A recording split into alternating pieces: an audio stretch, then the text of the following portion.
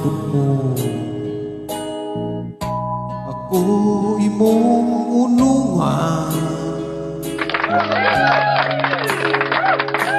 mahalong hangtod sa lubnganan, kalipay ang akong gibati, ay bugtong kang bahagi